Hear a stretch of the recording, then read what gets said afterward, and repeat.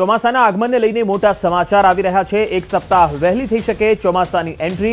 હવામાન નિષ્ણાત અથરેયા શેઠીનું અનુમાન, દેશમાં ચોમાસાનું વહેલું આગમન થવાના એંધાણ। કેરળમાં 24 મે સુધીમાં થઈ શકે છે ચોમાસાની એન્ટ્રી। 13 મે સુધીમાં અંદમાન નિકોબાર પહોંચી શકે છે ચોમાસું। અંદાજિત તારીખમાં થઈ શકે છે 2 દિવસની વધઘટ।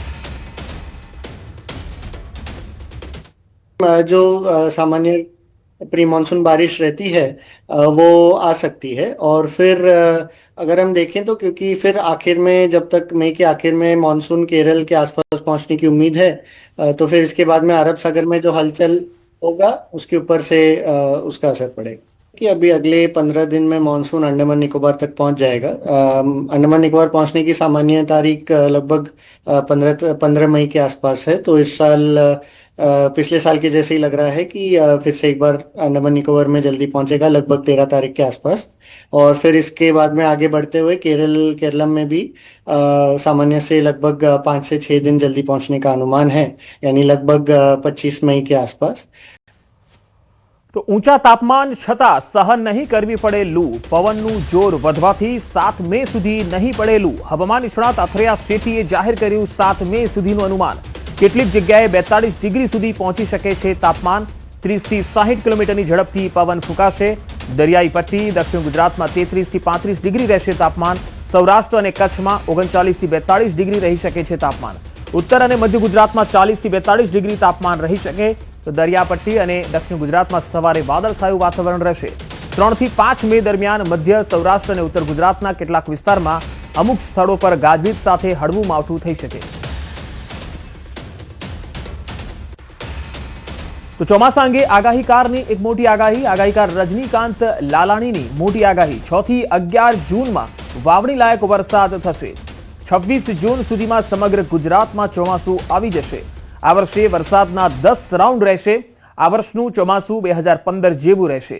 10 દિવસ સતત હેલી સ્વરૂપે વરસાદ વરસશે અને સતત પડનારા વરસાદથી ઉત્પાદન પર અસર થશે।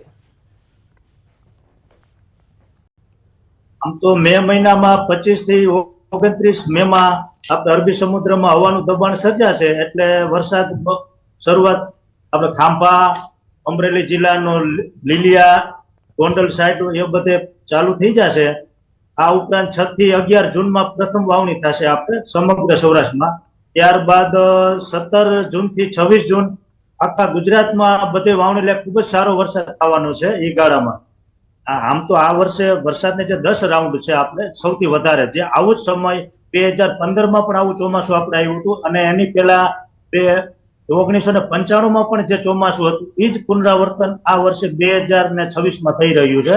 એટલે પૂર વધારે 10 દિવસ સુધી સળંગ હેલીના રૂપમાં વરસાદ વરસે સમગ્ર ગુજરાતમાં। એટલે ઉભા મોલાતને જે છે ખેડૂતના એ મોલાતને નુકસાન વધુ કરે અને વરસાદ સારો થાય લીલો દુષ્કાળ જેવું, પણ ઉત્પાદનની દ્રષ્ટિએ નહીવત રહે આ વર્ષે।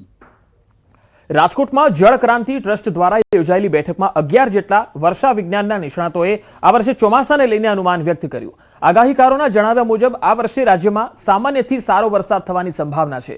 ગુજરાતમાં આ વર્ષે અંદાજે 40 થી 50 ઇંચ જેટલો વરસાદ થઈ શકે।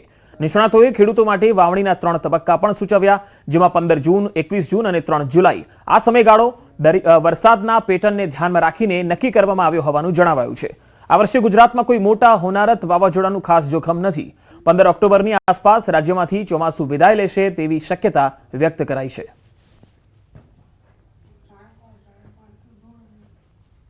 આ વર્ષે બધાનું અનુમાન રહ્યું કે 40 થી 50 ઇંચ વરસાદ થશે। જળ પ્રલય નથી, દુષ્કાળ નથી, અતિ ભારે વાવાઝોડું કોઈ એવું નથી અને ક્રમશઃ વરસાદ આવશે। વચ્ચે એક વખત સામાન્ય વરસાદ ખેંચાશે, પણ એ બહુ ચિંતાનો વિષય નથી। પણ આખા ગુજરાતમાં વરસાદ સારા પડશે અને વર્ષ સારું થશે એવો 11 વરસાદ તજજ્ઞોનો અનુમાન છે। ગીર સોમનાથના કોડીનારમાં આઈપીએલ સુગર મિલ અચાનક બંધ થતા ખેડૂતોમાં ભારે રોષ ફેલાઈ ગયો।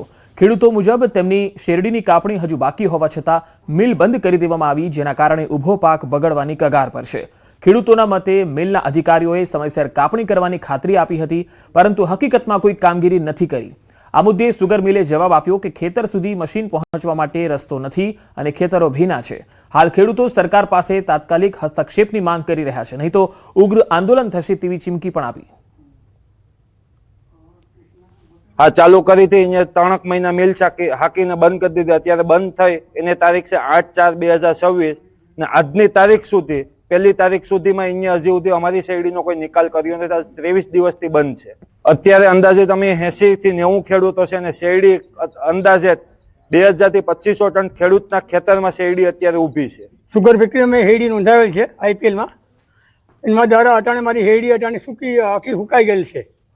તો હવે એના માટે અમે કન્વર સાહેબને ફોન કર્યો, 2 વાર મારે રૂબરૂ મેં ફોન કર્યો કે તમે ભલે અટાણે પડી શેરડી અમે લેવા માગતા નથી, ના પડે. એ શું કારણથી કે અમે નોંધાવેલ છે પણ અમે લેવા માગતા ફેક્ટરી બંધ થઈ ગઈ. જે આપણે આગેવાનો છે એ લોકોએ મીટિંગ બોલાવી ત્યારે અહીંયા કહેવામાં આવ્યું છે કે જે શેરડી રહી જશે તો અમે ઊભી શેરડીના વળતર અમે ચૂકવી દેશું. એ આપણે પ્રતાપભાઈ MD PS ડોડિયા સાહેબ અહીંયા મીટિંગમાં અમને બધા ખેડૂતોને આશ્વાસન આપ્યું છે કે જે ખેડૂત બાકી રહી જશે એને અમે વળતર ચૂકવી દેશું. પણ અત્યારે અમારે કોઈ પણ વાત સાંભળતું નથી. कुछ चीज़ें रही जो हम लोग थोड़ा सा सफ़र भी किया है, हमने लेबर की कुछ प्रॉब्लम रही है क्योंकि फैक्ट्री थोड़ा लेट बारिश की वजह से और कुछ काफ़ी टाइम बाद में चली थी तो इस वजह से थोड़ा प्रॉब्लम लेबर का रहा है और उस वजह से, लेकिन हमने उसके बाबत में भी 5 हार्वेस्टर हमने यहाँ चलाए हैं जिससे कि फार्मर का ज़्यादा से ज़्यादा शेरडी हम लोग कटाई कर सकें तो किया है. और बाकी जो बचे हैं जल्दी हम लोगों को उनका अपनी टुकड़ी के माध्यम से अपनी लेबर के माध्यम से जल्दी उनका हम समापन कर देंगे. इसीलिए हमारे खेडूत भाइयों से मेरा निवेदन है कि वो परेशान ना हो, किसी भी कीमत परेशान ना हो, हम उनकी साथ खड़े हैं. જૂનાગઢ શહેરના જવાહર રોડ વિસ્તારમાં છેલ્લા 3 મહિનાથી રસ્તાનું કામ મંથર ગતિએ ચાલતા લોકોને પારાવાર હાલાકી પડી રહી છે. સ્વામિનારાયણ મંદિરથી સેજની ટાંકી સુધીનો મુખ્ય માર્ગ ખોદકામ બાદ અધૂરો પડ્યો હોવાથી વિસ્તારમાં ભારે રોષ ફાટી નીકળ્યો. આ વધતા અસંતોષ વચ્ચે મનપા કમિશનર, સ્ટેન્ડિંગ કમિટીના ચેરમેન પલ્લવીબેન ઠાકર અને કોર્પોરેટરો સ્થળ નિરીક્ષણ માટે જવાહર રોડ વિસ્તારમાં પહોંચ્યા. લોકોનો આરોપ હતો કે લાંબા સમયથી માર્ગ બિસ્માર હાલતમાં છે અને કોન્ટ્રાક્ટરો દ્વારા વ્યવસ્થિત કામગીરી કરવામાં આવતી નથી.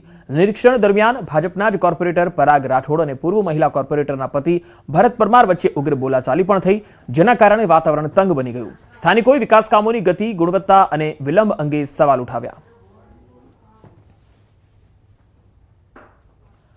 તો આ તરફ સ્ટેન્ડિંગ ચેરમેન પલ્લવીબેન ઠાકરે